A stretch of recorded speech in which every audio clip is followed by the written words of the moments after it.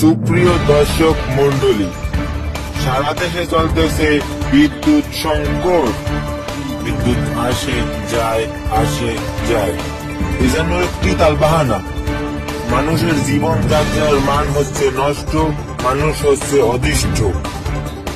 তাই আমরা লুডোস টিভির পক্ষ থেকে সরাসরি চলে যাব মাননীয় কয়লা মন্ত্রীর কাছে। মাননীয় কয়লা মন্ত্রী, যে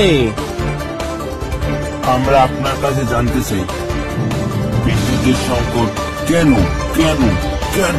কয়লা নাই। আপনি একজন কয়লা মন্ত্রী, এ কথাটি বলতে আপনার লজ্জা করলো না? না মানে এটা জনগণ জানতে চাই, আপনার কি লজ্জা করে না? না, আমরা শুনেছি কিছুদিন আগে কয়লা আসছে, আসলে কি কয়লা আসছে?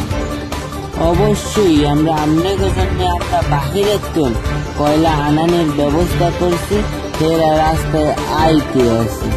জনগণ জানতে চায় এটা কি মিথ্যে নয়? আপনি বিশ্বাস করেন না হেইয়া, আমি আপনার এখনই প্রমাণ দিতে আছি।